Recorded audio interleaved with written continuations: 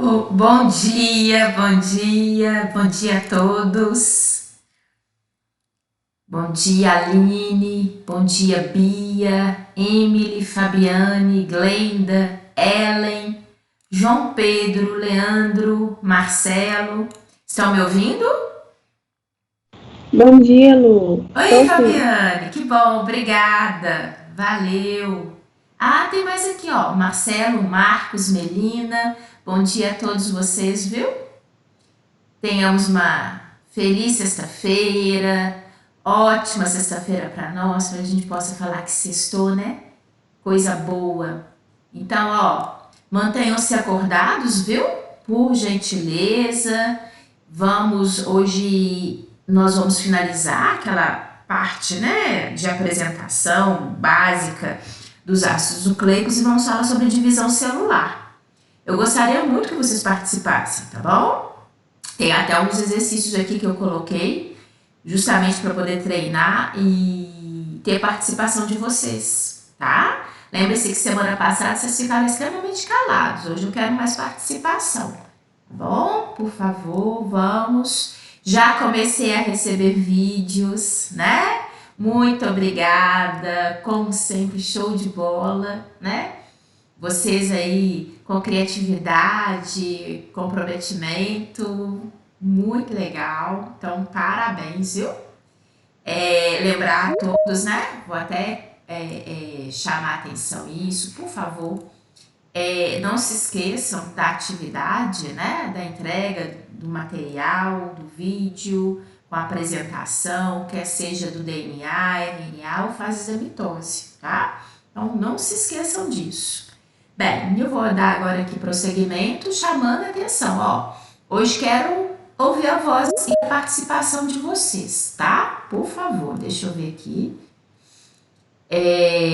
Não deixem, tá? De participar, isso daqui cai muito essas questões em prova, em concurso, tá? Então vamos ficar atentos. Vou só abaixar aqui que eu vou abrir o meu material e compartilhar com vocês para a gente dar início, tá bom? Bem, deixa eu pôr aqui. Isso. Vamos pôr aqui. Muito bem. Isso mesmo. Aqui, na verdade, eu não estou retirando, né, do meu material esses avisos e comunicados.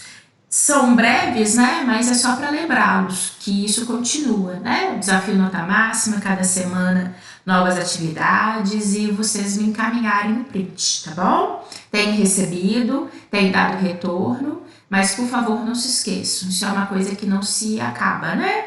Mantém-se ali, não deixem de me encaminhar, tá bom? Como eu falei com vocês, sou a responsável por recolher esses prints, inclusive do ED, tá? Tem gente que não me encaminhou ainda o certificado do ED.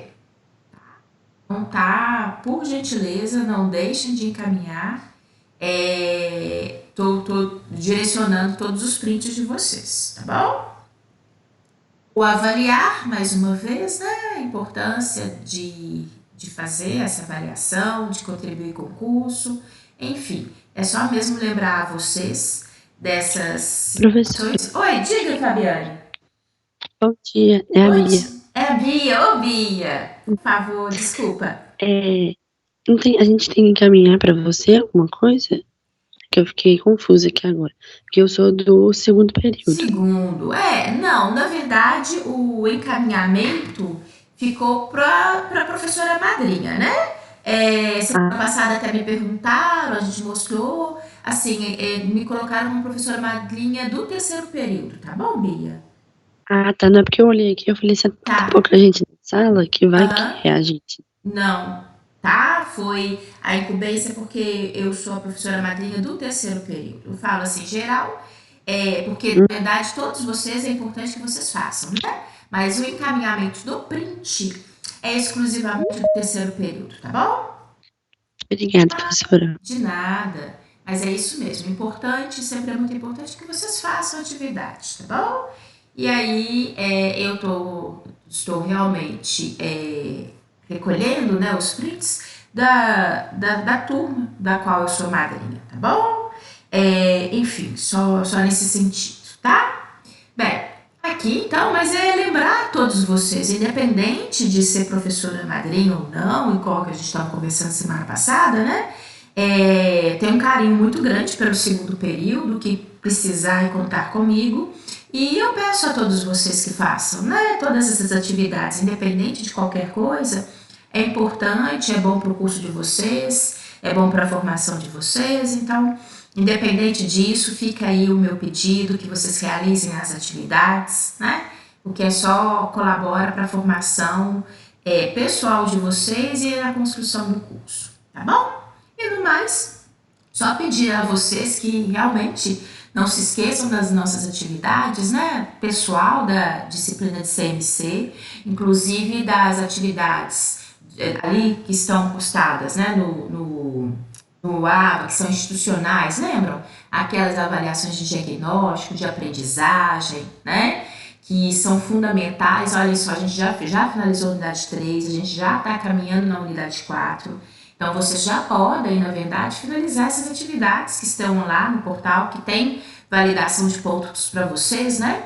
Que é muito importante e que também faz parte ali daquele conjunto de atividades que a instituição coloca para a formação de vocês e ali para a observação do acompanhamento de vocês no dia a dia das disciplinas, tá bom? Então, eu peço muito a vocês, façam, eu estou acompanhando essas atividades diagnósticas de aprendizado, eu consigo fazer o acompanhamento aqui pelo portal.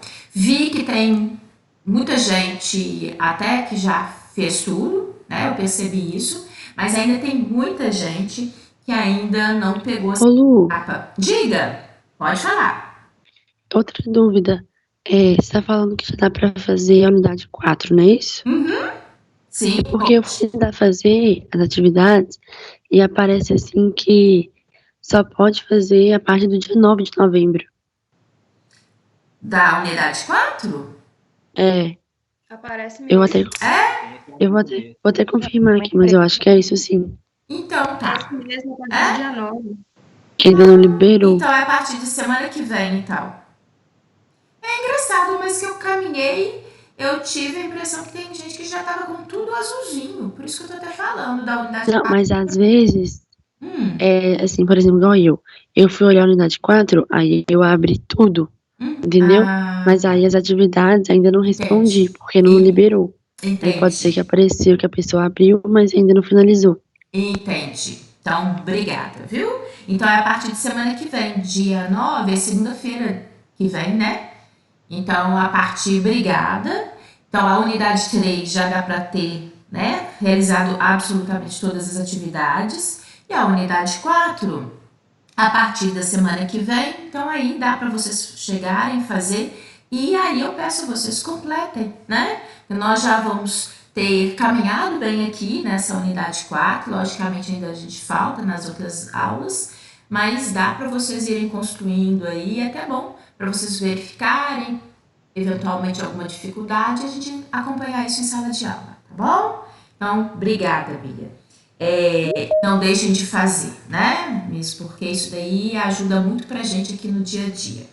E agora eu vou dar, logicamente, prosseguimento, só para vocês terem uma noção. Tem alguns pequenos videozinhos que eu gosto de colocar para vocês, porque quando a gente fala, né, na hora que eu for comentar com vocês a respeito de divisão celular, nada como às vezes um vídeo para mostrar o que acontece é muito melhor do que necessariamente às vezes uma foto, né?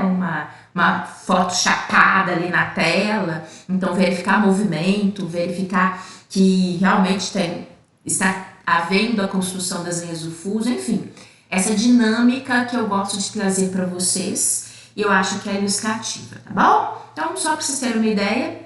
E ainda completando esse primeiro tópico de apresentação dos ácidos nucleicos, tem uma pequena atividade aqui que eu fiz até em casa também, fica aí também para vocês uma sugestão, que ela evidencia, que ela nos mostra DNA. Daqui a pouco eu vou mostrar para vocês. Só para vocês terem uma noção de como vai ser a nossa manhã. Enfim, ela tá bem cheia de situações diferentes para dar uma mexida com vocês aí do lado, pra vocês darem aquela acordada básica, tá bom? E ficarem bem dispersos, bem felizes ao longo de toda sexta-feira, se Deus quiser. E aqui, olhem só. Vitória, seja bem-vinda. Isso. Semana passada a gente iniciou a apresentação, né, dos ácidos nucleicos. Chamei a atenção de vocês quando a gente fala ácidos nucleicos, nós estamos falando de DNA, de RNA, né? Chamei a atenção no sentido de que DNA é observado de uma maneira exclusiva no núcleo das nossas células, né? Nós sabemos, não precisa de sala de aula, tenho certeza disso, a referência que vocês têm de material genético que está contido, né, no DNA. Então, isso é uma coisa que vocês já carregam, não é novidade, né? Mas agora nós estamos explorando aonde que está esse DNA, do que ele é formado, né? Bem, outra questão, RNA. RNA ele é observado tanto no núcleo quanto fora dele, no ambiente citoplasmático. Isso é importante porque isso faz uma diferença grande para a gente lá na frente, quando a gente, na verdade, vê, né, o processo de transcrição e tradução, né, de síntese proteica. Então, uma coisa nessa apresentação que é importante a gente perceber, existe uma construção e uma diferenciação estrutural entre DNA e RNA, né? Eles têm algo em comum, eles são formados por nucleotídeos, que é isso que eu estou, né, que a gente, semana passada a gente pontuou, a gente estava parando aqui nesse slide, eu pego ele como linha de corte para a gente dar prosseguimento, tá? Então, o que é esse nucleotídeo? Nucleotídeo ele é composto por 3 itens, que é o grupo fosfato, o açúcar, que também é denominado de pentose, e uma base, a base nitrogenada. Semana passada eu cheguei a apresentar a vocês, né? Como base nós temos a adenina, a timina, a citosina, a guanina e uma quinta, que é a uracila. Por que, né, a gente coloca essa quinta à parte? Porque a uracila ela é exclusivamente observada no RNA.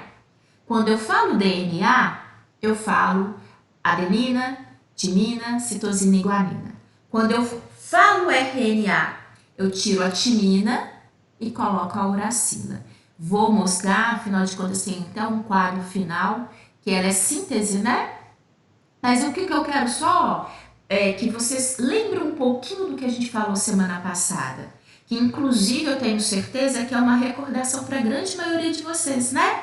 Porque isso a gente estuda ali na biologia do colégio, né? Então eu tenho certeza que é poder reviver com vocês essas informações para que vocês possam recordar e a gente trabalhar com isso adiante, né?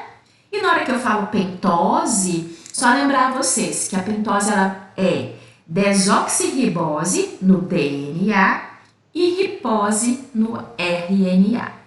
Bem, aqui, que é o que vocês, né? O nosso trabalho, inclusive, que eu fiz a proposta para vocês, é que vai ter grupo que vai mexer com a estrutura do DNA, tem grupo que vai trabalhar com a estrutura do RNA e tem grupo que vai trabalhar com as fases da mitose, né?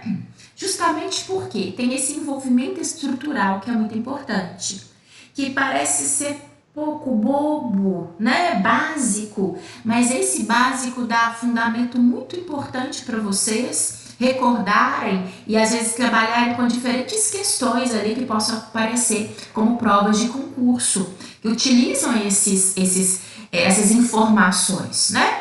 E isso é importante porque, para vocês terem uma ideia, os grandes avanços que nós temos do ponto de vista de conhecimento, de informações a respeito, né?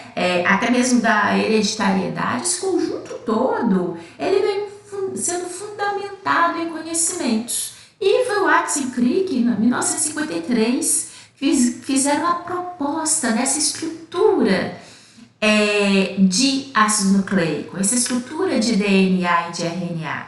Então, eles que fizeram essa proposta de que DNA ele é constituído por essa fita dupla, aquele desenho clássico que se a gente joga DNA aí no Google, imagens, vem uma série de imagens, né? E coisa que eu adoro.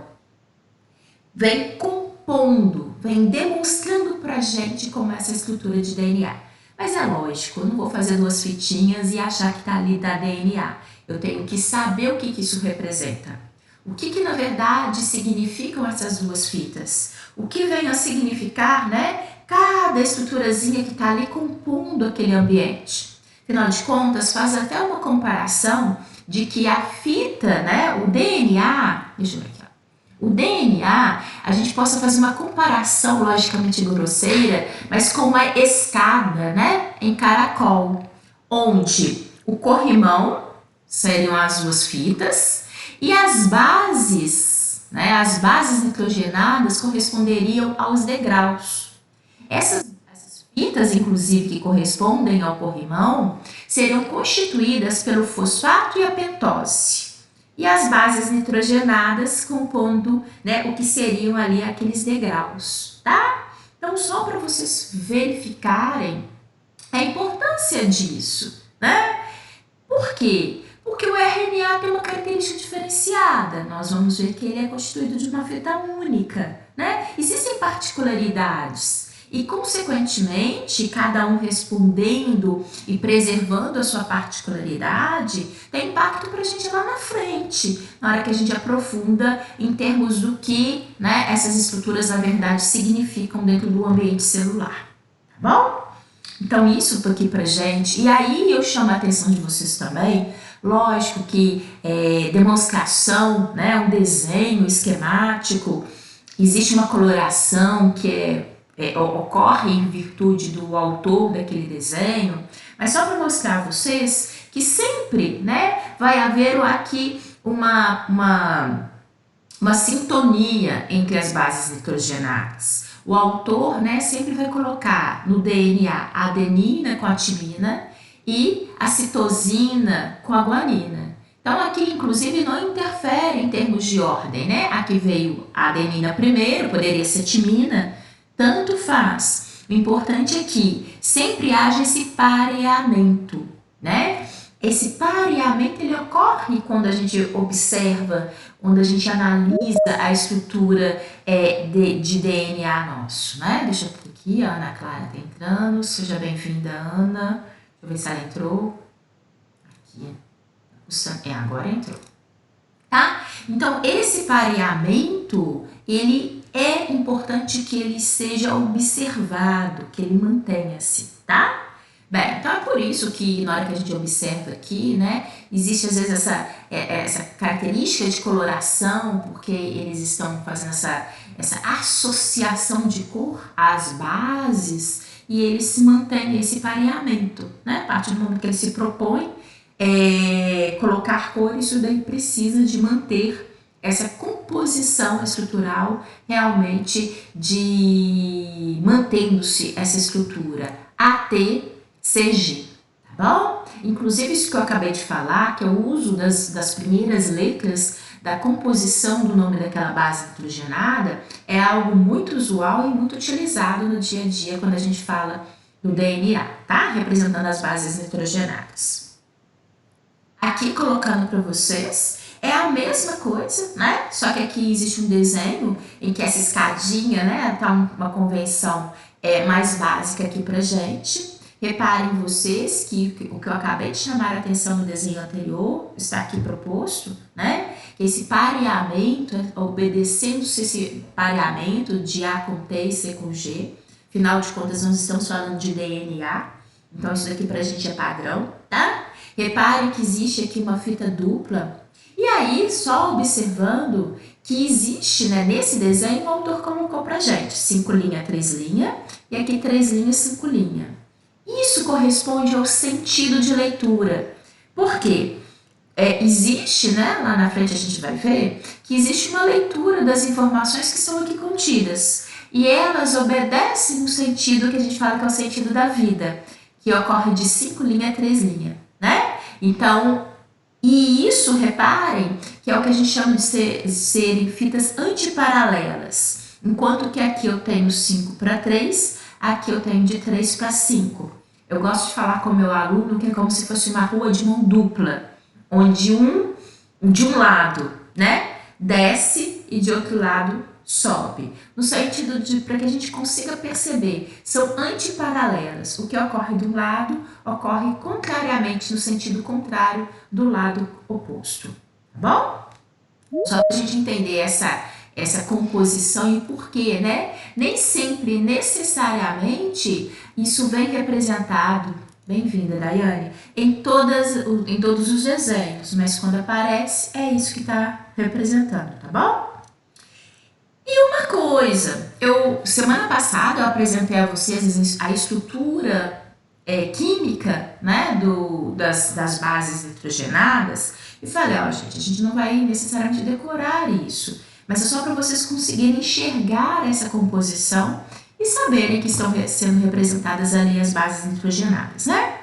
Mas o que aparece aqui de interessante, importante para a gente nesse slide? É uma construção importante. Olhem só, aqui nós temos uma citosina que está ligada à guanina. Nada mais é do que a representação, cadê esse IG aqui, vermelho e azul, olha, que é a representação de algo como está aqui. Aqui é uma representação esquemática, né? E aqui uma representação molecular. Ótimo. Mas o que tem de informação aqui pra gente que é interessante? Isso daqui, ó, eu vou até pegar aqui o marcador de texto, mas também aqui, ó, marca texto. Isso daqui, ó, Luciene, esses 3 pontinhos, sim, porque esses 3 pontinhos estão literalmente representando pra gente uma ligação química, mostrando pra gente que a citosina, ela pareia com a guanina, existe aqui uma ligação, que é uma ligação química. E essa ligação química, ela baseia-se a partir de pontes de hidrogênio. Bem, isso é importante? É porque ele impacta lá na frente. Essa ligação por pontes de hidrogênio é tida uma ligação fraca, uma ligação química fraca. O que significa? Se existe uma ligação química fraca, ela vai ser mais fácil de ser quebrada. Que agora parece não fazer muito sentido pra gente, mas que depois a gente vai conseguir perceber que é interessante que essa ligação ela seja fraca, tá? Se as ligações fossem muito fortes, nós teríamos mais dificuldade de rompê-las. Mas ela é baseada em pontes de hidrogênio, que é um tipo de ligação que é considerada fraca e, consequentemente, no momento oportuno, ela vai ser quebrada, tá bom? Então, nós temos isso nesse slide e temos isso aqui também, tá? Só como demonstração, para chamar a atenção de vocês, tá? Então, aqui, ó, não só para a gente entender, né? Porque às vezes o que está querendo me dizer? Por que dessa representação? A Luciene gosta de desenho, mas poxa, para que tanto, né? Não, aqui tem essa informação que é importante para a gente. Como a gente está apresentando, esse é o momento que nós estamos trabalhando com uma apresentação. Nós não estamos aqui entrando nos pormenores, né? Então, só apresentando algo que é importante para a gente e que no momento oportuno nós vamos relembrar. Eu vou falar com vocês, se lembrem que eu chamei a atenção para aquela ligação? Se lembram que ela é uma ligação fraca? Então, agora nós temos uma enzima que vai ter capacidade de fazer essa quebra, tá bom? Então, é isso que é importante para a gente nesse momento. Aqui, né, uma representação em 3D para a gente. É importante porque, na verdade, a gente fica o tempo todo tentando dar essa construção para vocês, essa imagem, né, que seja muito além, né, do que aquele desenho chapado ali de demonstração. E que, mais uma vez, vocês consigam enxergar dentro desse movimento, dentro dessa lógica em 3D, a composição química, né, dos elementos estruturais que formam o DNA, tá? Bem, as nossas informações estão contidas aí, né? aqui no nosso DNA, no DNA de cada um de nós, que faz com que nós sejamos únicos, né? E absolutamente especiais, né? Afinal de contas, as nossas informações estão aí contidas nesse ambiente. E só chamando a atenção de vocês de algo que, inclusive, vai ser importante para a gente daqui a pouco. Lembrem que eu falei com vocês semana passada que o DNA é uma estrutura, deixa eu tirar daqui, né? O DNA é uma estrutura fina e muito longa, né? Onde nós temos aqui as informações, né? Literalmente as informações que fazem com que nós sejamos, com as características que nós temos, quer sejam características físicas, quer sejam características internas de síntese proteica, ou às vezes até algumas alterações que possam estar contidas aqui, né? E que eventualmente impactam ali no nosso dia a dia, na nossa saúde, tá bom? Aqui o RNA ele fica mais simples a gente entender isso tudo, afinal de contas, ele parte de pressupostos muito, muito comuns ao DNA, lógico que tem a sua particularidade, né, inclusive de base nitrogenada, mas ele é estruturalmente até mais simples. Por quê? Porque ele é constituído por uma fita única, né? Então, se lá eu tinha no DNA 2 fitas, agora estruturalmente o RNA é constituído por uma fita única, né? Mas ele também é baseado em nucleotídeo. Eu também tenho fosfato, eu também tenho a pentose, eu também tenho a base nitrogenada, né? Lembrando-se que aqui a pentose é a ribose, coisa que a gente tinha falado, né? E que eu até recordei a vocês, mas só para a gente fixar isso. A pentose aqui é a ribose e dentre as bases nitrogenadas eu não tenho a timina. A timina ela vai ser substituída pela uracila, tá bom? Então, olhem só pegar aqui, né? Lembram vocês que eu falei que o que seria o corrimão, né? Lembram daquela estrutura de DNA? O que seria o corrimão é formado pelo grupo fosfato e pela ribose, né? Então, olha aqui, ó, P, fosfato, olha aqui, o autor até colocou isso pra gente, né? Fez essa representação aqui nessa fita.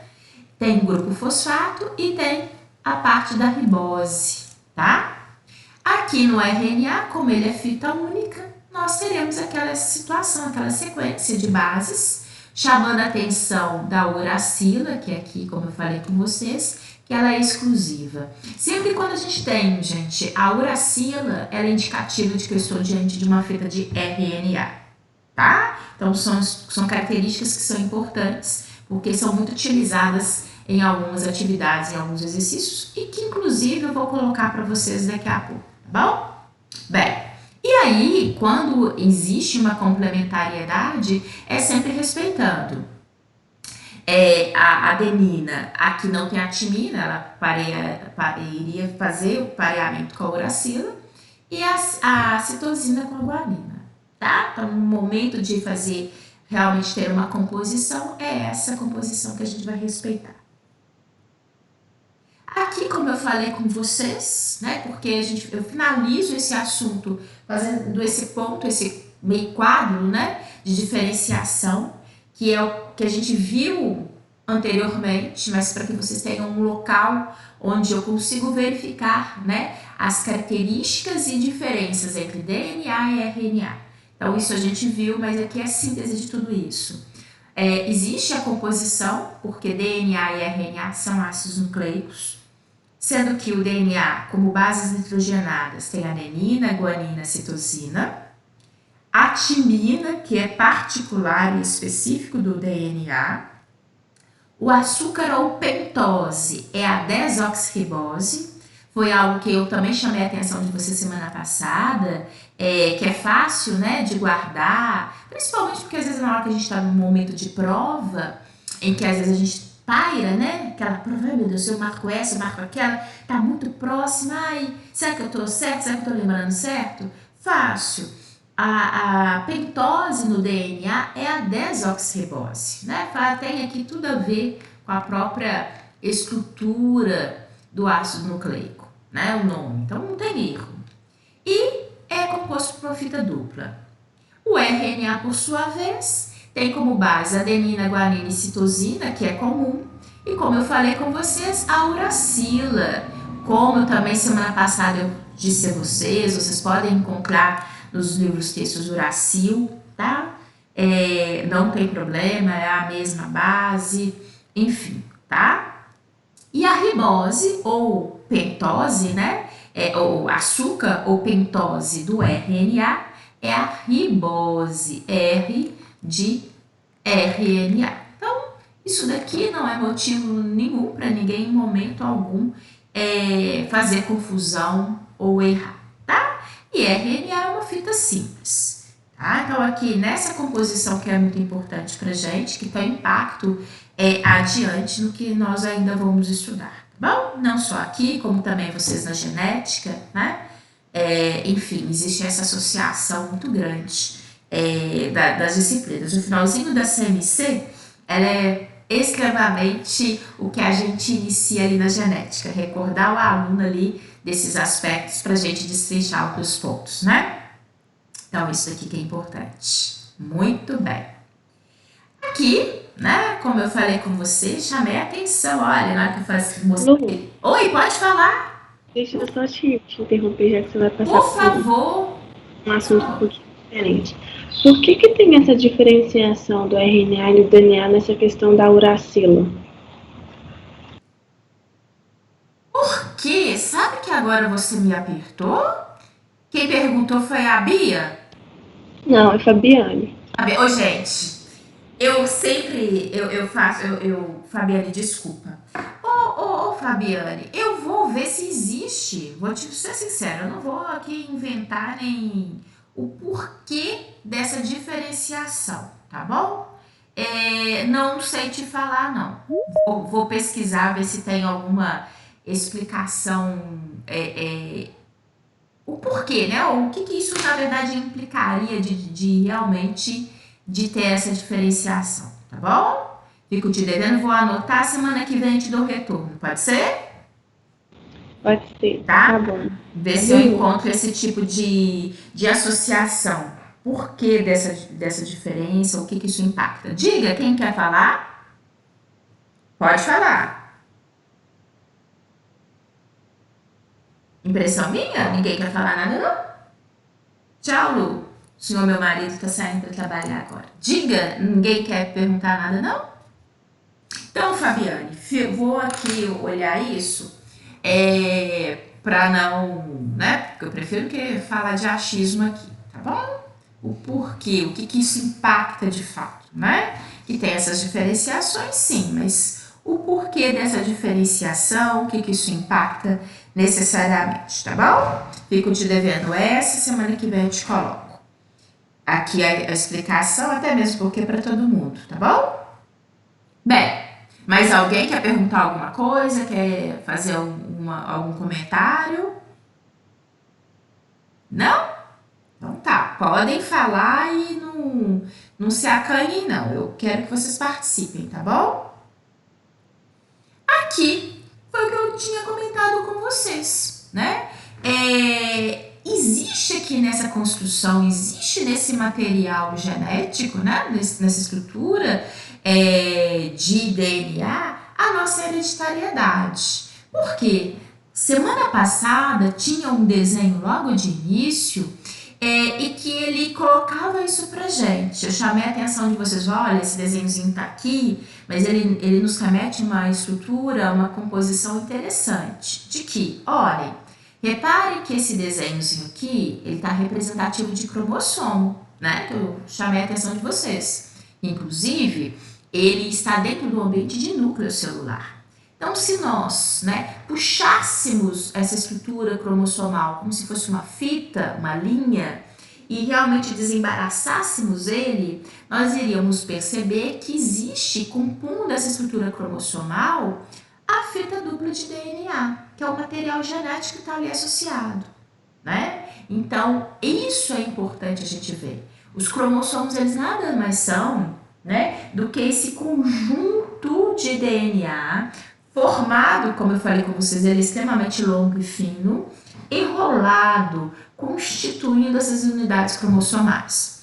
Eu chamo a atenção de vocês, a gente falou isso semana passada, que na espécie humana nós temos 23 pares cromossomais, ou 23 pares é igual 46 cromossomos, né? Eu até fiz uma impressão aqui, ó, porque logicamente eu não ia lembrar disso de cor, só para vocês terem uma ideia, porque existe de fato cada espécie quantidade de cromossomos que é típico, clássico daquela espécie, né?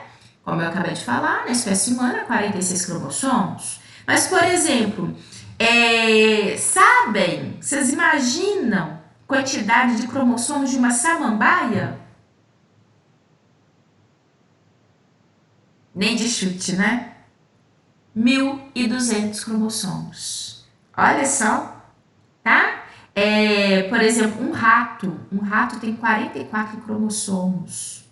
Por exemplo... Nossa, mas elas são todas iguais? Oi? Mas elas são todas iguais?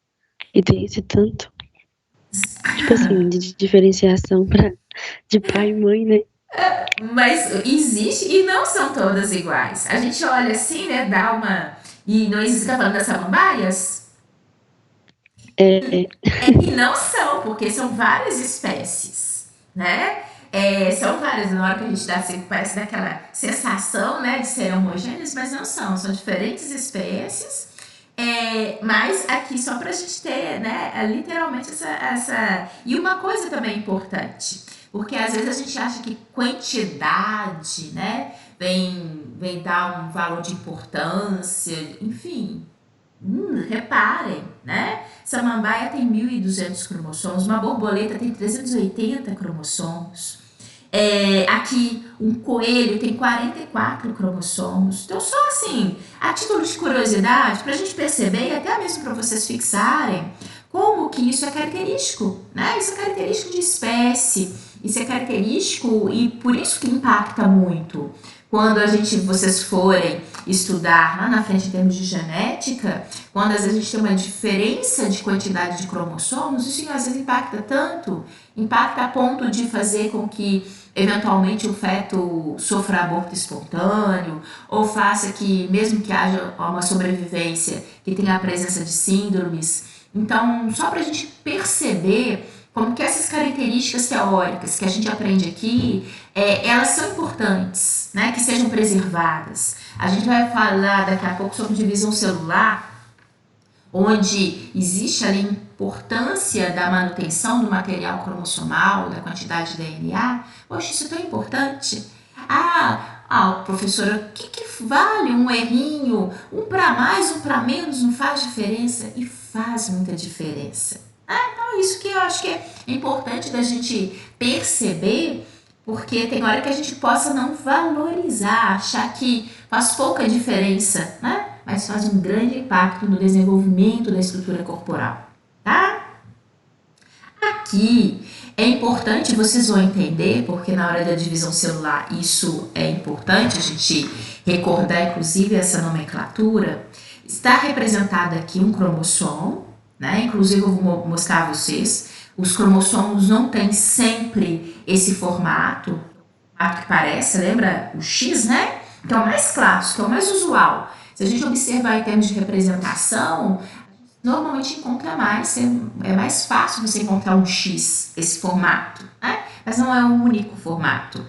E é importante a gente recordar que ele é formado, né, por duas estruturas, sendo cada estruturazinha dessa, olha aqui, ó, o autor até colocou dentro de um quadrinho, é uma cromátide, tá? Aqui eu tenho uma cromátide, aqui eu tenho uma segunda cromátide, tá?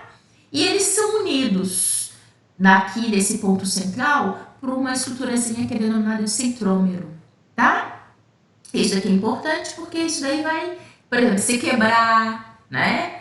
Ali na divisão celular, então pra gente saber o que isso representa de fato. Bom? Bem, aqui, só para mostrar a vocês, isso daqui são observados na extremidade, né? Na extremidade do cromossomo é observado essa saliência que é denominada de telômero. Só para vocês terem uma ideia, eu gosto de fazer uma comparação com o meu aluno, só para vocês entenderem a importância disso. Eu acabei de chamar a atenção de vocês, nesse cromossomo, se eu puxar aqui, ó, o material que está compondo ele, eu terei uma fita longa de DNA, né? Então é como se fosse realmente uma linha, tá? Bem, quando a gente está ali, então a nossa comparação grosseira, na hora que eu estou ali costurando, né? Estou fazendo a bainha de uma calça. Então eu comecei, eu estou ali costurando e no final, concordam comigo que é importante que eu arremate, ou seja, que no final, eu ali, na hora que eu vou cortar aquela linha, eu preciso dar aquele nozinho final.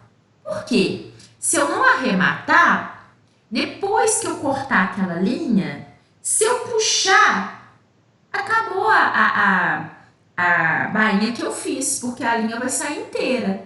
Então eu preciso de arrematar, dar um nozinho para fixar aquela linha ali e de fato consolidar aquela bainha que eu fiz, tá? Por que eu falo disso? Imaginemos aqui, ele é constituído por uma grande estrutura fina que vai se novelando. Então, no final, existe, né, como a gente fala, literalmente, essa constrição, esse arremate para evitar com que, de fato, essa estrutura possa sair, de fato, desconstruir a unidade cromossomal, tá? Então, só para a gente entender. Aqui, mais uma vez, o autor colocando o centrômero, que é aquele ponto em comum às duas estruturas de cromátide, e cada estrutura dessa, né, é a cromátide.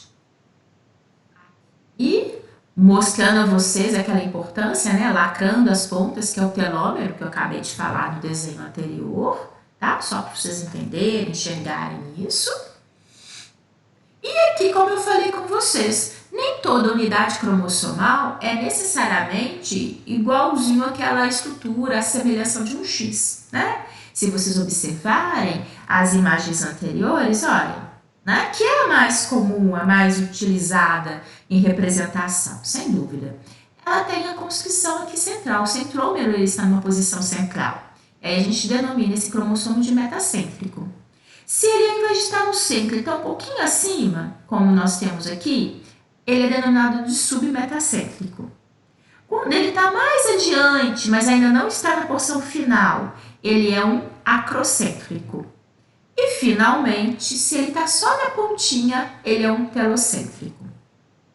Bem, o impacto disso é que, eventualmente, vão ter algumas situações no processo de divisão que às vezes seja mais fácil, algumas alterações sejam mais fáceis de acontecer com alguns cromossomos, principalmente no formato de acrocéntrico, tá bom?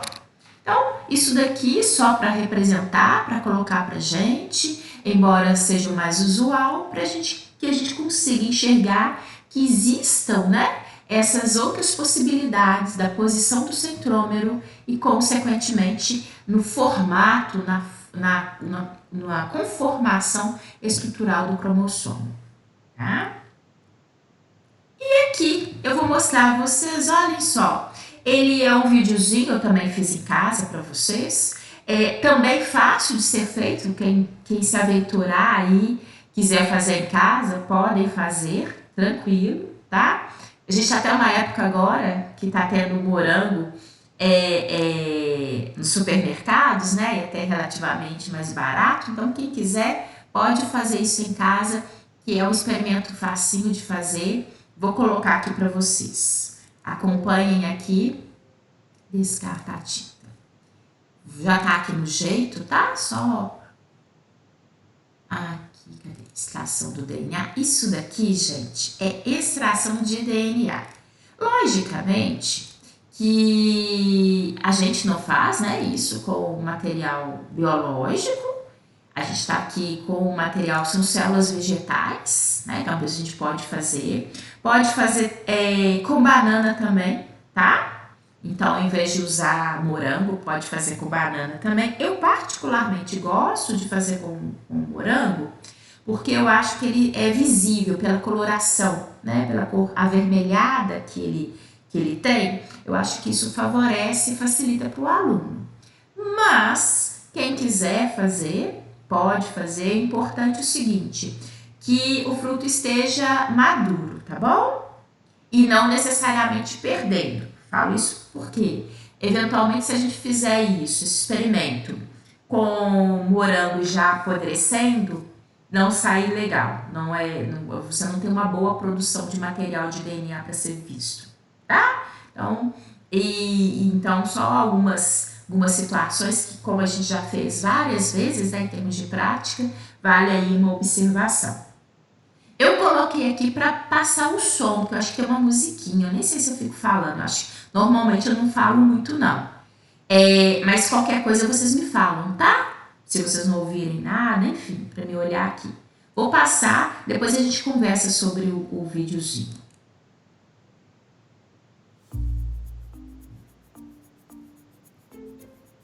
Tem uma musiquinha de fundo baixa.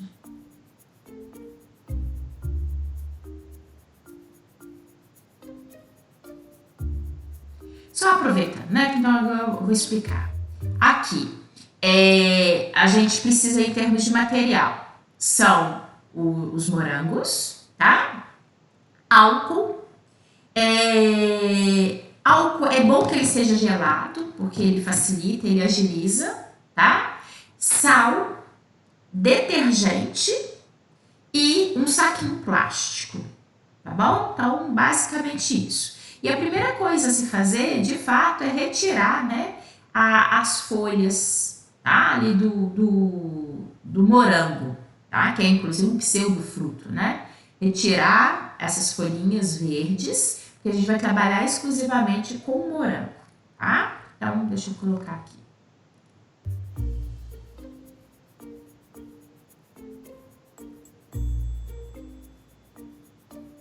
Repare que eles são vermelhinhos, né? Ainda bons. Faz mal, dó. Que dá um cheirinho bom. Olha lá. Colocando todos no saquinho plástico. E nessa parte, eu peço a vocês só um cuidado se vocês forem fazer. Por quê? Saquinho plástico fura fácil. E a gente vai agora amassar, tá? Amassar esses morangos. Então, cuidado, porque tem gente que gosta de amassar, né? Fazer gracinha, aí pronto, aí vai morango pra tudo quanto é canto, tá bom? Então, é amassar com cuidado para não furar e desperdiçar. Mesmo com cuidado, às vezes ainda fura um pouquinho. Mas olha aí, ó. É importante que você amasse bastante.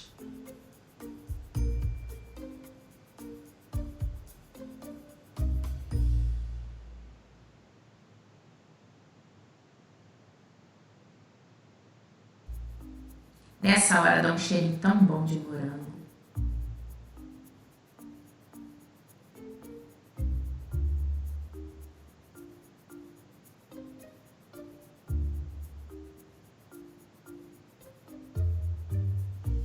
E tem que ser assim mesmo. Tentar amassar ao máximo.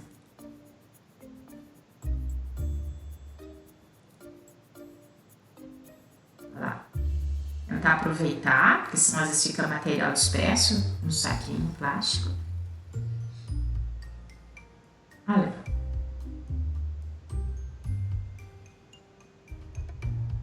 Uma colher de sopa de detergente.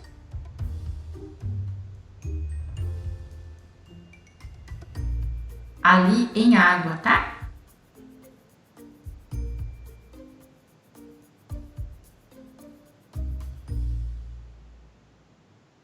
Um pouquinho de sal também, olha lá. Embora exista, gente, a gente coloque mais ou menos uma quantidade e uma colher de sobremesa, tá? Mas, sinceramente, eu já fiz inúmeras vezes, não é exato, não. Depois, se vocês quiserem, até coloco para vocês, né, o protocolo bonitinho, mas não é exato, não. Mistura. Na hora dessa mistura, tem que ter o cuidado. E como você colocou detergente, se você misturar muito forte, vai fazer bolha, tá? Então, assim, misturar com bom senso, nada disso daqui é muito no gracejo, não, tá? Senão a gente só faz bagunça. É água, detergente, lá, reparem que ainda assim, lá, tem bolha, tá? Vocês imaginam se você fizer ali como batendo bolo. É louco. Aquele material onde só tem, né? Na verdade só tem morango. Você coloca aí no copo. Tenta aproveitar o máximo desse suco, ó.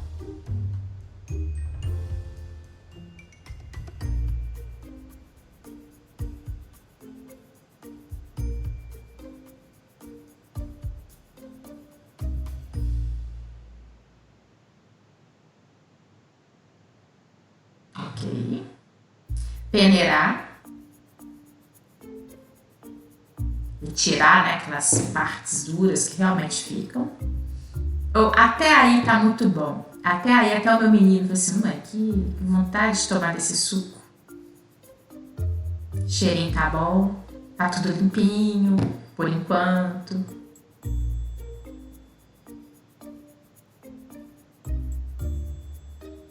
A gente vai trabalhar com esse suco, tá? Com esse material aqui embaixo.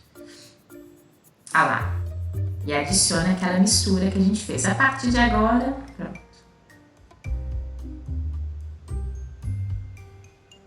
Contendo água, sal e detergente. Misture também, ó, com cuidado, sem exageros. Reparem que já tem bolha naturalmente, mesmo com cuidado. E deixe agir. Na verdade, a gente normalmente deixa cerca de 30 minutos, tá bom? Olha lá, 30 minutos após. Na hora de escorrer, você escorre. Repare que eu tô jogando. Deixa eu pôr aqui, ó. A gente joga na borda, tá bom? É igual se você tiver que mexer, né, com cerveja. Quanto mais alto, assim, mais espuma, mais colarinho vai fazer, não é? Não, então você joga na parede do copo. E aqui eu usei essa taça justamente porque a gente está na porção final mesmo do experimento, tá? E ele vai facilitar a observação. Então, se você puder, coloque um copo um pouquinho mais comprido, né? Para que você possa trabalhar e perceber o que vai acontecer de uma maneira adequada, tá? E vai jogando com cuidado. Porque parece serem bobas essas observações, mas como a gente sabe que quando se faz diferente disso, aí é ruim, porque fica com muita espuma, prejudica ali a observação no experimento final, tá bom?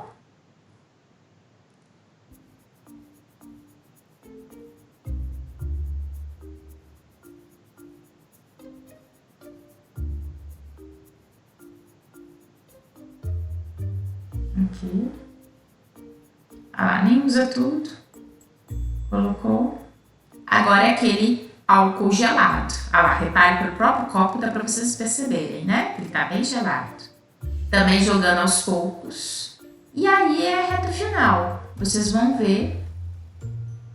Ó, daqui a pouco eu mostro. Reparem.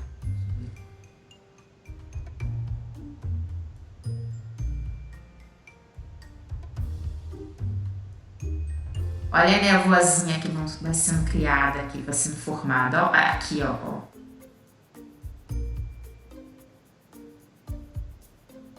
Olha só. Aqui, ó. Isso é DNA. Olhem só. Material. Aqui. E aqui, olha a grande quantidade que existe aqui dentro, tá? Então, isso se vocês observarem, é um experimento fácil, né? Uma prática extremamente fácil de ser realizada. A gente não mexe com produto, né, nenhum que possa ser danoso, fácil, bem experimental e visível da gente perceber. Olha, aqui eu coloco algumas imagens para vocês. Tudo isso daqui, ó, essa névoa, né, esse material que se expõe, ele é literalmente DNA, né, de célula vegetal e que a gente tem aqui em termos de observação, tá? Aqui, ó, coloco para vocês, aqui, ó, morangos maduros, 3 sacos plásticos para maceração, na verdade nem precisa de 3, vocês viram que eu usei um só. Colher de sopa, colher de chá, copos. Isso aqui é porque quando você faz mais experimentos, tá bom? Daqui é tudo, é um geral, tá? Copo de vidro transparente, recipiente contendo sal de cozinha, detergente, né? Realmente detergente neutro, que é o melhor. Álcool comercial e de preferência gelado, tá? Proveito, obviamente isso foi em laboratório. Coador. O tubo de ensaio aqui foi substituído por uma taça, né? E bastão de vidro. Enfim, você improvisa. Então, na verdade, é tudo isso que possa ser improvisado e utilizado, né? Em casa, de uma maneira econômica, inclusive, né? Não precisa. E de muito gasto, reparem vocês. E aqui eu coloco para vocês também. Esse videozinho eu coloco lá. E eu quero até chamar a atenção. Por que vocês acham que é importante a gente fazer uma maceração do morango? Por que é aquele ponto inicial a gente tem que macerar, né? Tem que mexer com o morango. Vocês acham que se eu tivesse jogado aquela solução de água, detergente e sal em morangos inteiros, teria dado certo? Cadê meu povo? Vocês estão me ouvindo, gente? Sim. Vocês acham que teria dado certo se eu jogasse no morango inteiro? A gente teria visto esse material de DNA?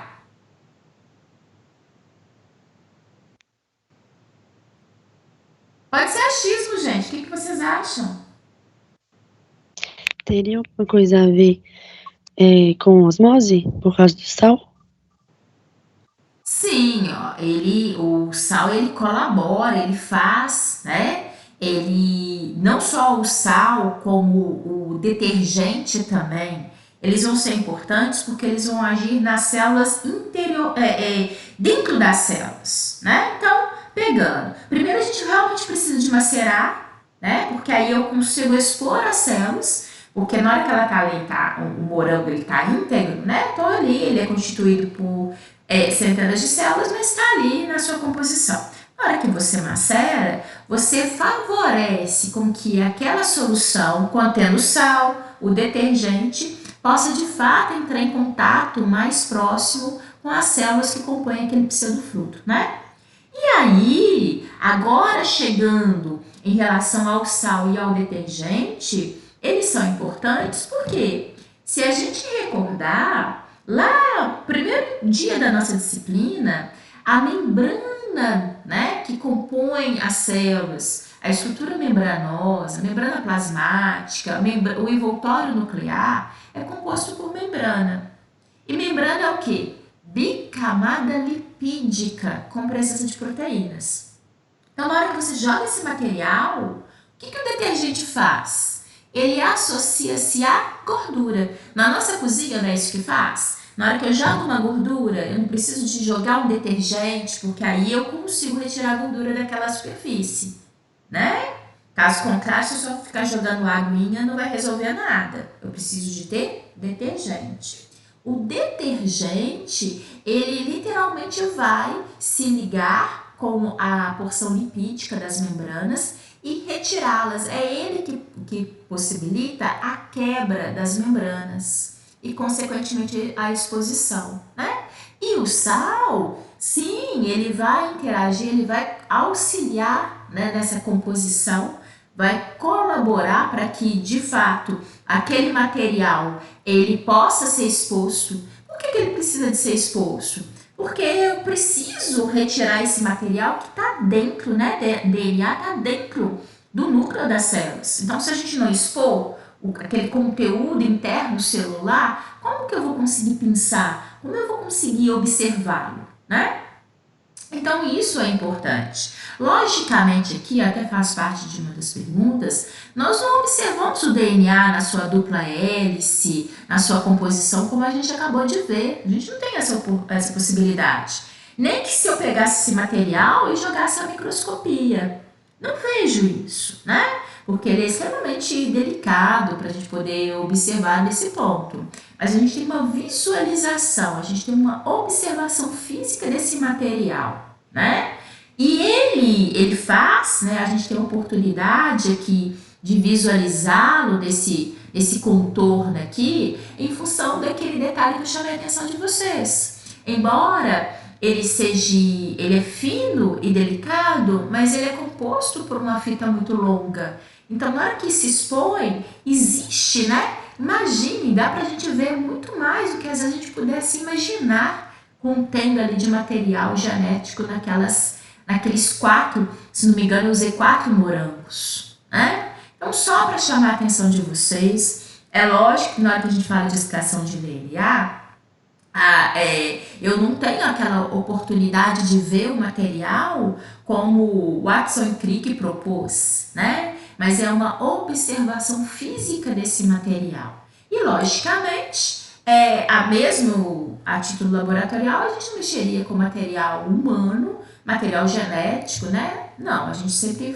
trabalha com esse tipo de material, que é um material fácil, é um experimento absolutamente tranquilo de ser realizado. A observação desse material genético é fácil, sem qualquer dano. A única coisa que a gente normalmente fica é com dó de depois jogar detergente, sal no morango, né? Porque ele normalmente está ali um cheirinho gostoso, a gente até entusiasma, né? Enfim, o único dano que a gente tem é isso. A gente fica com dó de ter aquela perda ali pontual daquele morango. Mas, fora isso, a gente trabalha perfeitamente, fácil, visível, como eu falei com vocês. Quem quiser fazer esse mesmo experimento com banana, também dá certo, tá bom? Eu só gosto desse contraste de cor aqui, que eu acho que facilita. Mas esse material, ele é bem palpável, ele é bem visível também, tá? Podem ser quem quiser e fazer isso, né? Reparem que não tem nem muito gasto, não. É um pouquinho de sal, um pouquinho de detergente e um pouquinho de álcool. Eu tenho certeza que agora nas nossas casas tá todo mundo com álcool aí. Pode usar álcool 70, tá? Igual ali tá um álcool mais forte, mas na verdade nem em casa eu tenho esse álcool, tá? Eu usei foi álcool 70. Então é um pouquinho também, não é uma questão de desperdício, né? Então pode fazer, fica aí o convite, tá? É uma questão prática, fácil de ser observada, mas que isso ajuda a gente a entender um pouquinho em termos do contexto, né? Essa imagem ficou ótima em termos de observação, tá? Então fica aí para vocês o convite, quem puder realizar isso, porventura se alguém fizer isso, tira a foto e manda para mim, tá? Deixa eu pôr aqui, deixa eu voltar, né? Porque eu tenho que colocar aqui, ó, agora o material. Vou voltar aqui só um minutinho, gente, senão aqui compartilhar.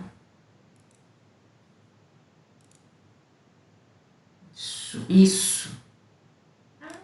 São pequenas situações que a gente às vezes consegue fazer e evidenciar, colocar a matéria mais próxima a nós, né? Que, como eu falei com você, sempre na CMC o grande desafio é aproximar o conteúdo ao nosso dia a dia, né? Para o aluno visualizar. Bem, deixa eu ver aqui. Alguém quer fazer algum comentário, alguma pergunta? Porque aí a gente vai falar da divisão celular, dar um aprofundamento em relação a isso. Alguém quer falar alguma coisa?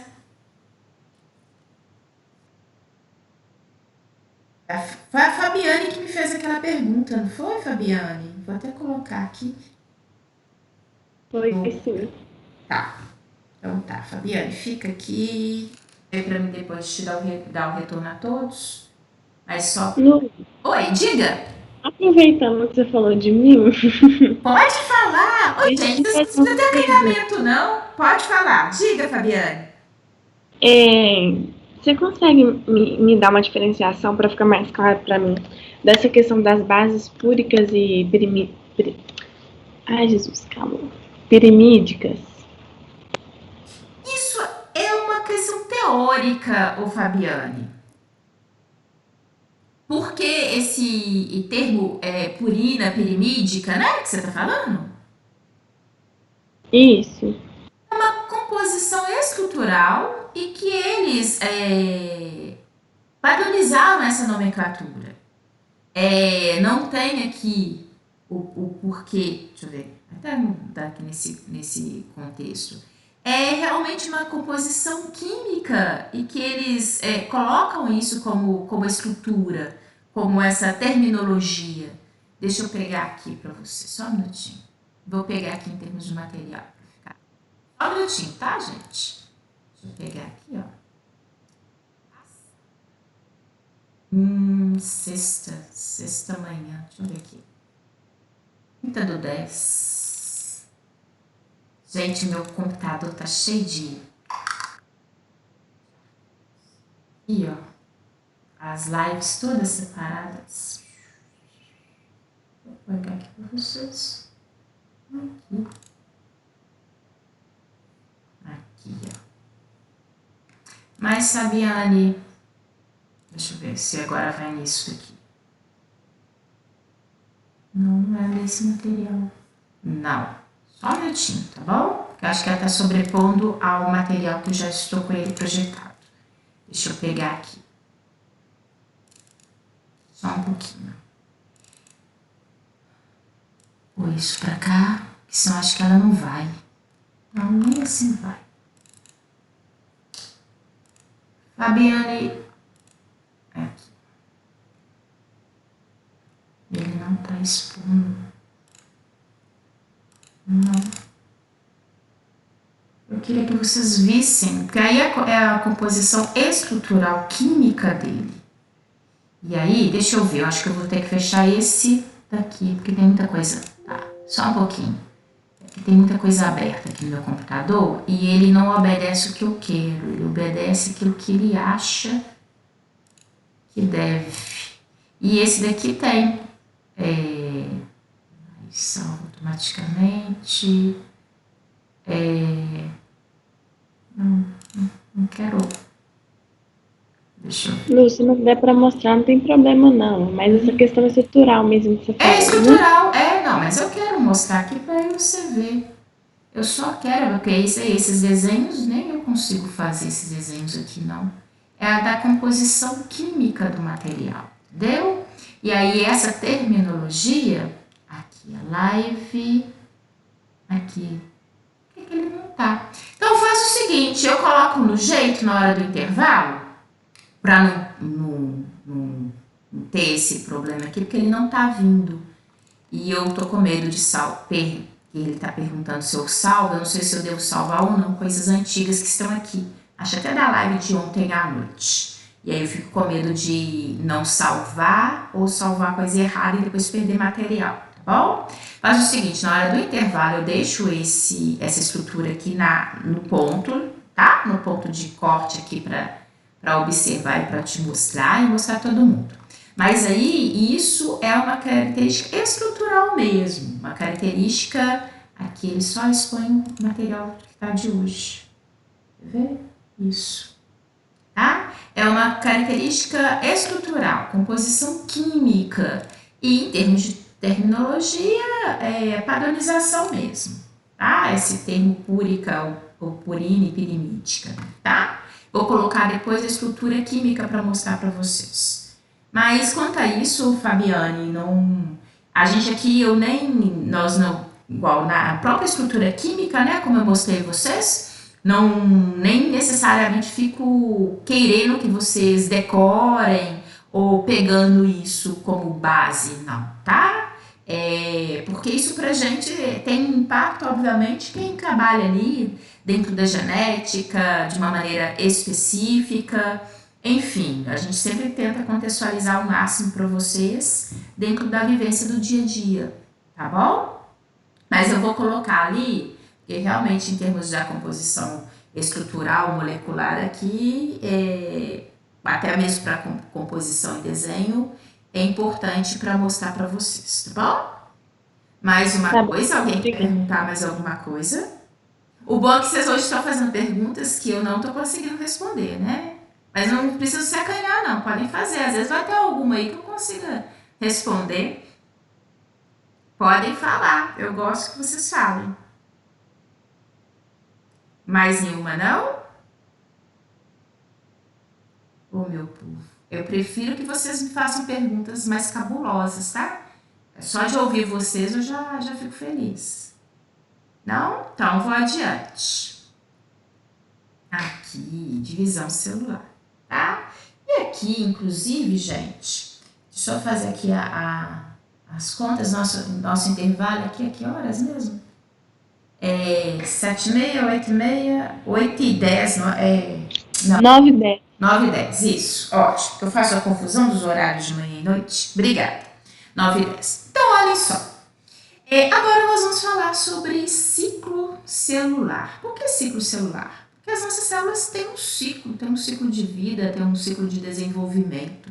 Assim como a gente, né? A gente tem a fase infantil, a gente tem a fase de adolescência, a gente tem a fase reprodutiva, nós temos a fase de envelhecimento e depois a gente caminha para óbito, né? Que seja lá com 150 anos, mas a gente tem uma fase, né? Tem início, tem meio, tem fim. Bem, as células também têm isso, tem de alguma forma, né? Teoricamente uma programação. É lógico que, embora a gente fale teoricamente uma programação, por quê? Nada impede com que, eventualmente, eu não necessariamente até mesmo venha cumprir todas as fases, né? Às vezes, imprevistos acontecem, situações acontecem, a gente possa não cumprir todas as fases de vida, né? Mas existe uma certa sequência da qual espera-se, né, que possamos cumprir essas fases para dar conta dentro desse ciclo. E a célula da mesma forma, né? Existe esse ciclo celular. E dentro do ciclo da célula, várias células também têm a proposta de se dividirem. Por que eu falo que várias células têm essa proposta? Por que não todas? Porque existem células que não se dividem. Neurônios não se dividem. Né? Por isso que, inclusive, a gente precisa ter um cuidado redobrado com células do sistema nervoso. A gente sabe que uma vez elas necessariamente agredidas, sofrendo algum impacto, eventualmente a gente não consegue ter ali uma recuperação daquilo que foi perdido, né? Então, existem células que não se dividem? Sim, existem. Mas grande parte das nossas células, elas se dividem.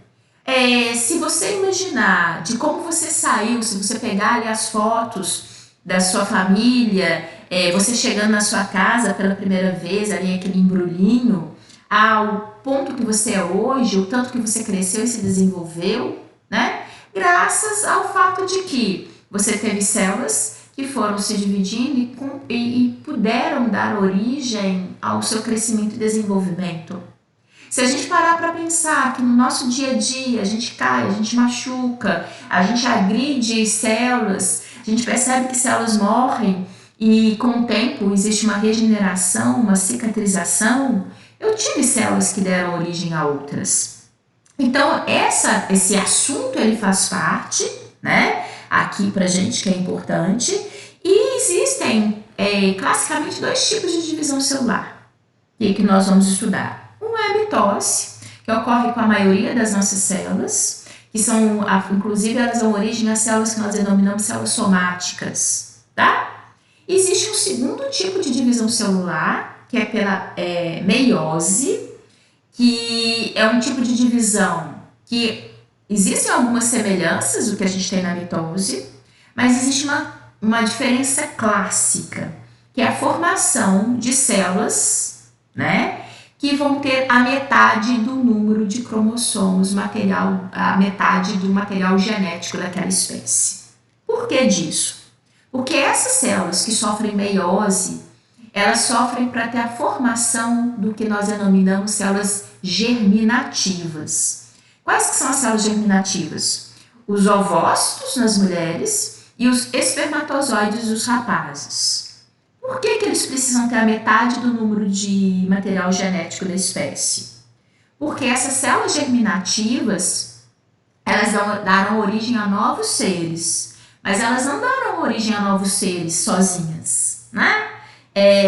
O meu ovócito não vai dar origem a meus filhos, o espermatozoide não vai dar origem a filhos sozinhos. Eles vão precisar unir, né? É a união de um ovócito com um espermatozoide que vai dar origem a um novo ser.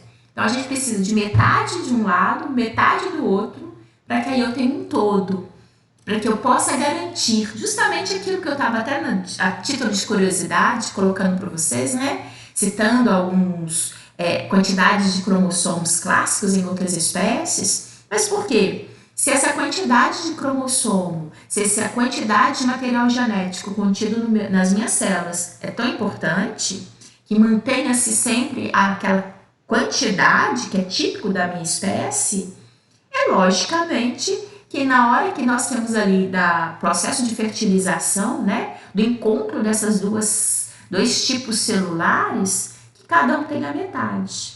Então é por isso que dentro desse contexto de divisão celular, nós tenhamos esses dois processos de divisão celular, tá? Sendo que a meiose ocorre exclusivamente na formação de células germinativas, tá?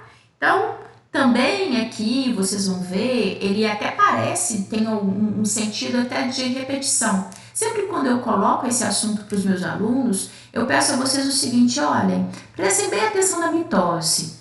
As 4 fases da mitose, tá? A meiose, ela é um pouquinho mais complexa, sim, mas a complexidade dela é quase que um repeteco. Logicamente tem as suas diferenciações, seus detalhes, como sempre tem dentro da biologia, mas eles se tornam pormenores. Chega uma hora que a sensação que dá é que a gente está, nossa, falar isso de novo, sabe quando é uma coisa repetitiva?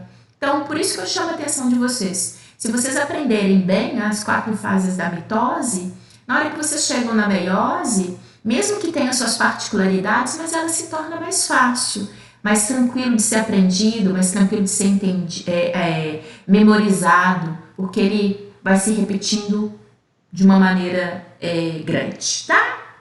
Aqui, para dar origem justamente a esse processo, né, que dá para a gente perceber, tá havendo aqui uma divisão celular com a formação de 2 células. É muito comum a gente falar uma célula mãe dando origem a 2 células filhas, tá? Isso é uma terminologia da qual a gente utiliza, a gente emprega, a gente fala, a gente lê nos livros texto, tá? Filha-mãe, né? Célula-mãe, célula-filha, mas só para dar essa conotação mesmo, né? De célula original e célula que deu origem a 2 outras células que sejam idênticas a ela, tá? Que aqui no caso, nós vamos ver na mitose, esse é o grande chavão, que é a formação, né, de 2 células que sejam idênticas geneticamente à célula que deu origem ao processo de divisão, tá? Aqui na verdade vem o que eu comentei com vocês, estou introduzindo o assunto, e de fato, a grande parte das células que a gente tem no nosso corpo humano, ela se divide por um processo denominado de mitose. Então é muito comum mesmo, quando a gente estuda a estrutura nuclear de uma célula, que ela seja estudada sob o ponto de vista da mitose, tá? Interfase é o momento da célula em que ela não está se dividindo. Então, é um momento celular, inclusive vocês vão ver, de intensa atividade metabólica, mas que a célula não esteja se dividindo, tá? É um momento intermediário entre divisão celular, tá? Realmente, existem diferenças entre o núcleo na interfase e o núcleo em mitose, o núcleo em divisão celular. Algumas alterações vão ocorrer, como eu vou falar para vocês daqui a pouco, tá?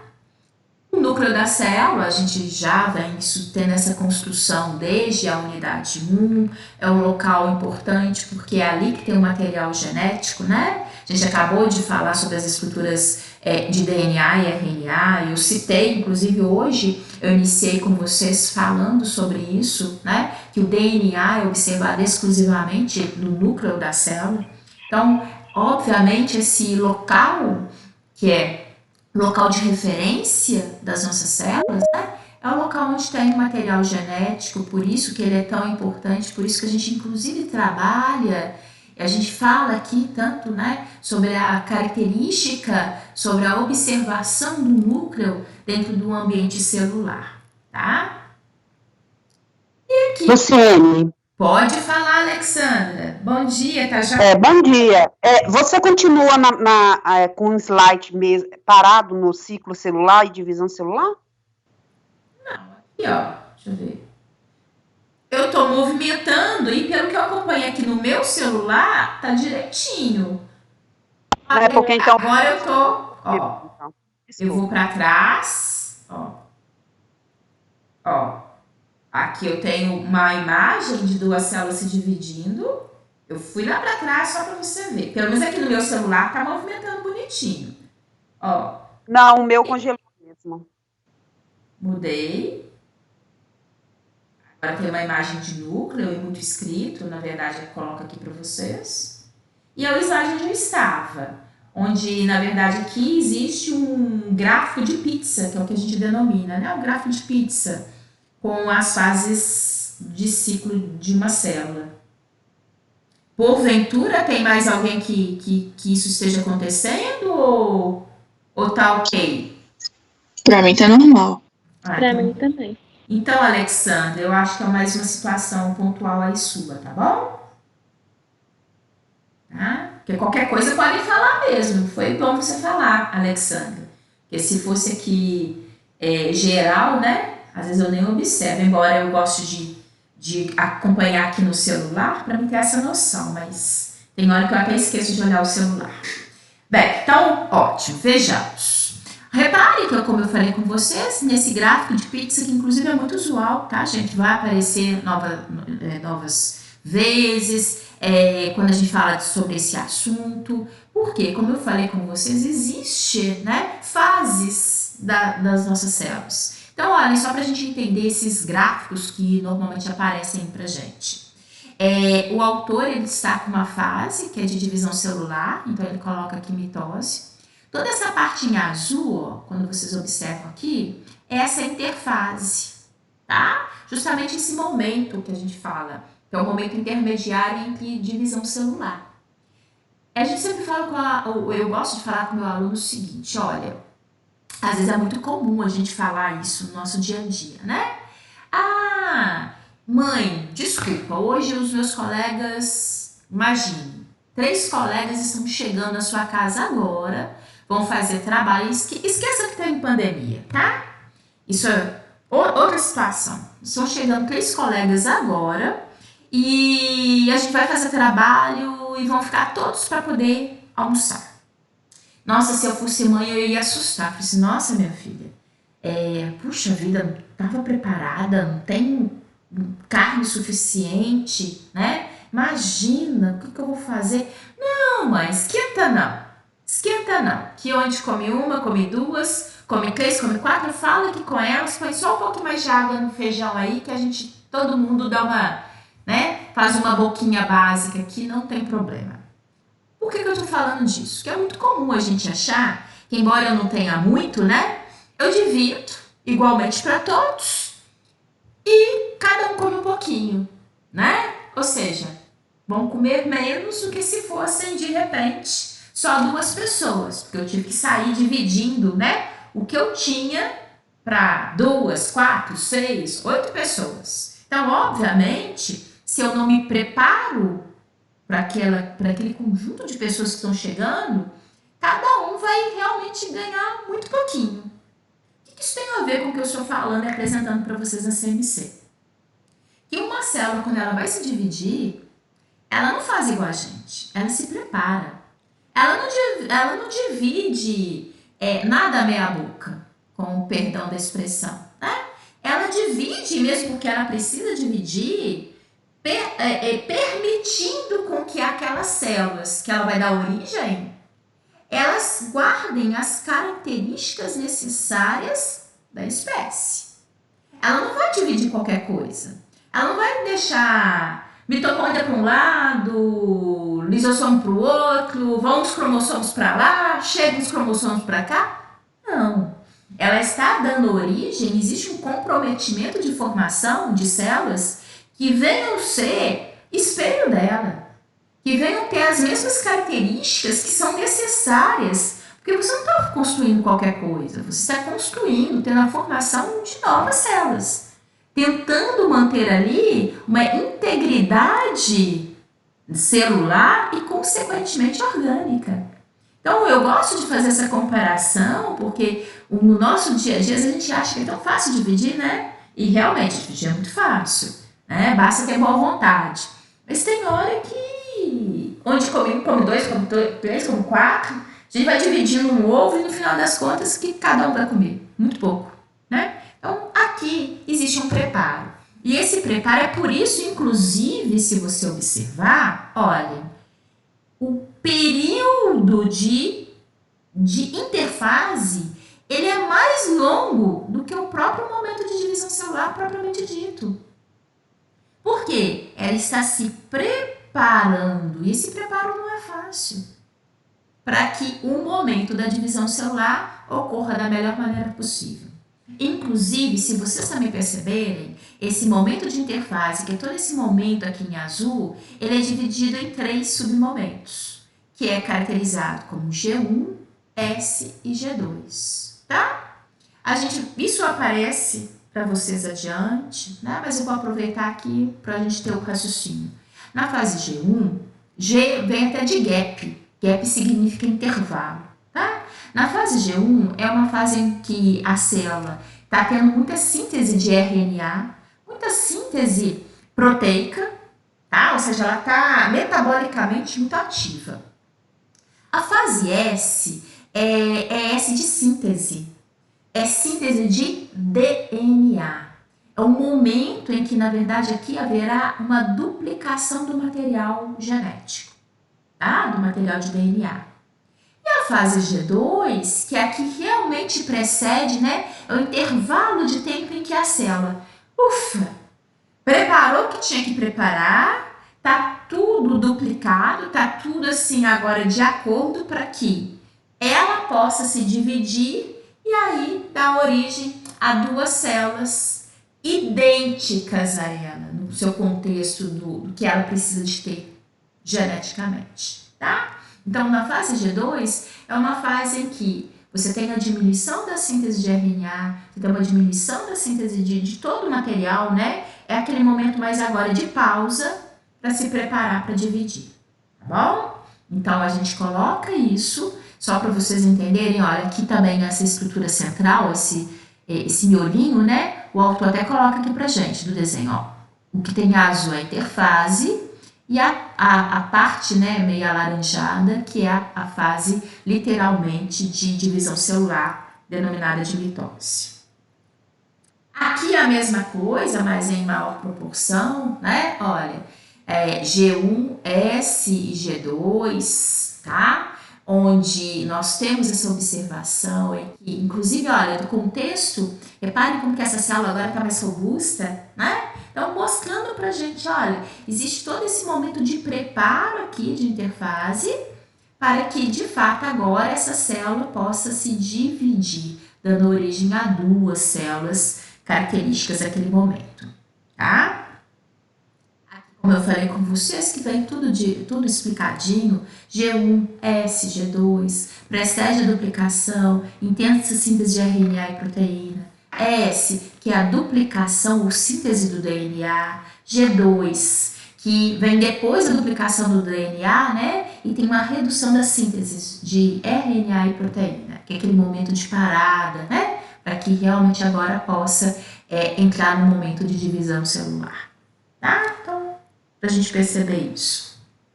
Aqui, olhem só, é também uma representação da divisão celular.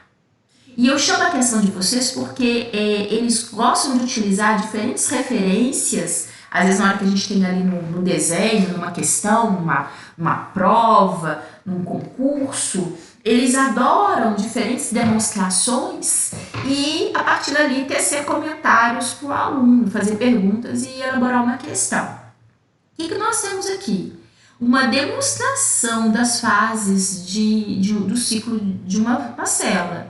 Ele está colocando um momento de interfase, ele está colocando que existe um momento de divisão celular, que é a mitose, e depois, logicamente, continua, porque esse é cíclico, né? Interfase, divisão celular, interfase, divisão celular, e assim sucessivamente, né? Bem, o que é importante vocês perceberem? Que existe um momento inicial da interfase, que é a G1, com síntese de RNA e de proteína. Lembrando o S, que é a duplicação do material de DNA, a síntese de DNA. Olhem, reparem que aqui a quantidade, olha, a quantidade de DNA. A quantidade de DNA que era inicial, agora ela foi duplicada. E aí você entra na fase G2, que é aquele momento onde tudo, né, de alguma forma se tranquiliza, porque a célula está pronta para se dividir, mas que reparem, a quantidade de DNA ela está duplicada. Foi aquele comentário que eu fiz com vocês, olha, a célula não vai dividir qualquer coisa. A célula se preparou, ela duplicou inclusive a quantidade de material genético para que durante o processo de divisão celular ela possa dar origem a células que correspondam à quantidade exata de material genético da espécie. E aqui, só para ilustrar, as 4 fases que eu vou apresentar para vocês da mitose, que é prófase, metáfase, anáfase e telófase, tá? Aqui, só mostrando a vocês que na fase final, que é a fase telófase, né? Telo significa fim. Reparem que o material genético, olha, voltou à quantidade de DNA que é característico da espécie. Tá bom? Então, só aqui para chamar a atenção de vocês, eu sei que ainda não expliquei as fases, tá? Mas que de qualquer forma, deixa eu ver aqui, parece que é o ordenador. Não, mas não é de vocês. É só para vocês conseguirem verificar, né, que isso realmente tá aqui presente, a gente entender um pouquinho mais o que vai acontecer, tá bom? Essas características, essas fases eu vou apresentar, que também é super tranquilo. Até mesmo essa sequência, né? Prófase, a primeira fase. Metáfase caracteriza-se pelo alinhamento dos cromossomos no polo equatorial da célula, né? Anáfase, ana, significa ir, né, para polos opostos, para cima, para baixo, enfim. Existem algumas características aqui que elas são importantes, que eu vou colocar para vocês, que ajudam inclusive a memorizar, tá bom? Aqui, eu gosto dessa representação. Você fala assim, professor, é o gráfico de pizza de novo. Mas é o seguinte, porque normalmente a gente se pergunta, né? Repare que a gente se pergunta, vocês me perguntam às vezes coisas que eventualmente eu nem necessariamente ninguém tinha perguntado antes, eu às vezes também não me perguntei, enfim. Mas se você fala assim, Luciene, qual que é o ciclo de vida de uma célula? Para começar, isso aí é diversificado. Porque cada célula necessariamente tem o seu ciclo de vida, né? Embora existam essas fases, que ela é mais ou menos padrão, embora tenha algumas células, como eu falei com vocês, que não vai se dividir, mas esse intervalo de tempo, ele é muito particular, né? Depende da célula, depende do local onde ela esteja. Então, por isso que, hipoteticamente, se a gente tivesse que estudar uma célula que tenha um ciclo de vida que dure 16 horas, tá? Na verdade, é isso que a gente tem aqui, ó. 5, e 7, 12, e 3, 15, e 1, 16. Isso daqui quem fez não foi eu não, tá, gente? Tô falando assim do contexto dentro da citologia, eles nos colocam isso só pra gente ter uma noção. Então, hipoteticamente, uma célula que tem seu ciclo de vida de 16 horas, ela ficaria 15 horas se preparando. 15 horas na interfase e 1 hora se dividindo. Então, se a gente perceber, no ciclo celular, a célula fica mais no preparo, ela fica mais na interfase e apenas, relativamente pouco, né, 1 hora em divisão celular. Existem células, essas células que não se dividem, vivem constantemente no processo de interfase, tá? E aí você fala, nossa, 1 hora só para acontecer todos os fenômenos, todas as fases da divisão celular? Sim, aquilo dali é contínuo, aquilo dali é dinâmico, né? Na hora que a gente fala prófase, destruição do material, né, das membranas, do envoltório nuclear, enfim, o movimento que começa a ver dentro daquele ambiente celular é tudo dinâmico, tá? A gente, logicamente, que a gente estuda em fases, a gente aprende cada slide uma fase, né? Mas no sentido didático, ali no envolvimento, no processo celular, ela é subsequente e ela é relativamente rápida. O importante também, que eu quero que vocês percebam, que o processo de divisão celular é muito importante. Na hora que a gente fala de meiose, então, ufa, nem se fala, que está fazendo a formação das minhas células germinativas que poderão dar origem aos meus filhos. Que qualquer errinho eventualmente impacta no desenvolvimento desses novos seres. Tá? Então, só para a gente chamar a atenção a importância disso. Tá? E é um pequeno videozinho, se vocês observarem, ele tem ali, é isso mesmo, vai começar agora de novo. Uma célula que vai sofrer transformações no seu ambiente interno, vão ter algumas situações em que aí vai dar origem a duas, e essas duas células vão sofrer divisão celular. De 2 da origem a 4, 6 a 8 e assim vai. Lembra quando eu falei no processo de renovação tecidual, né? Então, o processo de divisão celular é importante. Por quê? Ele permite nosso crescimento. Foi quando eu chamei a atenção de vocês, o quanto vocês cresceram e desenvolveram entre aquela chegada à casa de vocês, né? Naquele pacotinho recolhido ali e vindo ali da maternidade, né? Ao que vocês são hoje. Na hora que eu falo isso em sala de aula, vocês até brincam comigo, porque eu, enquanto professora, não cresci muito. Minha característica genética, mas daquele pacotinho pro que eu sou hoje, pelo menos lateralmente, vocês podem ter certeza que eu cresci muito, né? Isso faz parte desse crescimento e desenvolvimento nosso. Além, lógico, do que eu também já citei para vocês, da necessidade de regeneração. Quantas vezes ao longo da nossa vida a gente não teve situações de machucado, de agressão tecidual, às vezes eu tenho que fazer até um processo cirúrgico, onde há, né, rompimentos de células, realmente depois com o processo de cicatrização. Então, a gente sempre tem a necessidade de formação de novas células. Isso é inerente, né? E a gente vai ter isso ao longo de toda a nossa vida. E agora, só para vocês entenderem, eu coloco aqui para vocês os aspectos mais importantes, né? Inclusive tem pessoas que aí no trabalho, por que eu só trabalhei com as fases da mitose? Porque a meiose, ela é um repeteco, né? Ela é mais prolongada, mas ela é um bom repeteco que a gente observa aqui na mitose. Então, eu acho que já é o suficiente para quem trabalhar com as fases da mitose. Vai ter um material legal, gostoso para ser trabalhado, fácil de ser mexido, né, ali, e exposto para a gente, importante. E você entender bem a mitose, você consegue entender as particularidades depois da meiose, né, e sem necessariamente ser tão repetitivo.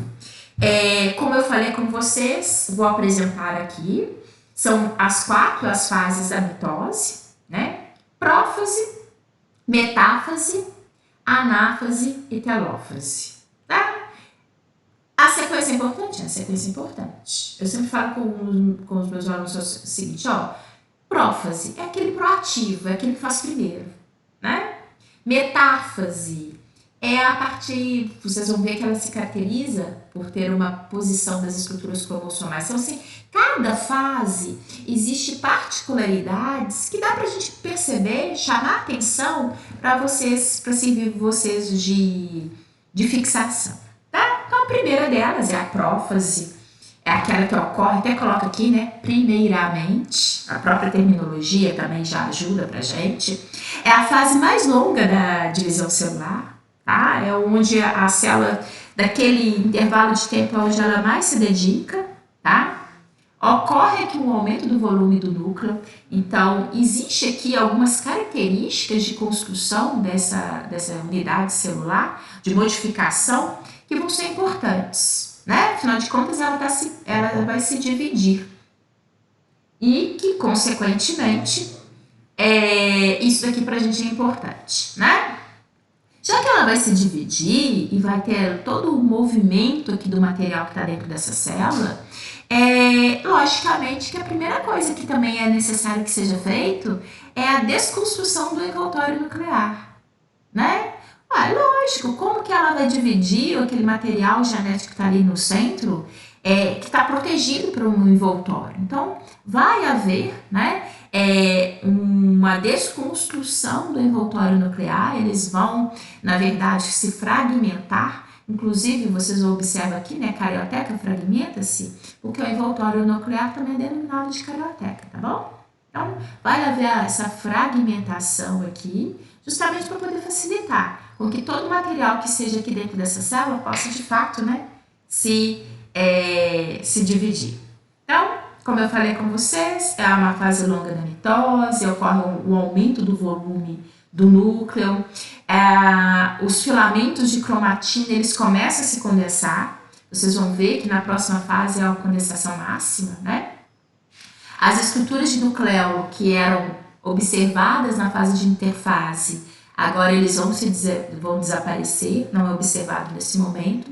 E essas estruturas de centríolos aqui, ó, eles vão começar a migrar, tá? Vão ir para polos, se dirigem para as extremidades. É isso que a gente fala, na hora que migra para os polos, eles vão se dirigindo para as extremidades, tá bom? E começa a ter essa formação dessas linhas do fuso, que são essas linhazinhas que estão aqui representadas. Não sei se vocês se recordam, na unidade 3, na hora que a gente fala de citoesqueleto, eu dou essa nomenclatura para vocês. Bem, só que já que o material está todo se movimentando, né, está tendo movimento interno ali dentro dessa célula, reparem, vai ter um momento que a gente vai perceber que o material, os cromossomos, eles estão alinhados, eles estão no centro, é o que a gente denomina do polo equatorial dessa célula. Então, quando a gente tem aqui, agora eu tô vendo, agora a gente está na hora do intervalo, né, 9h12, então tá, eu vou finalizar aqui, metáfase, cromossomos alinhados no polo equatorial. Tô certa, não tô, gente? 9h12, horário do intervalo. Vamos fazer o intervalo agora, a gente volta às 9h30, eu vou colocar inclusive o slide que eu prometi a Fabiane no jeito aqui, tá bom? Beijão pra vocês, tomem um café e a gente volta já já.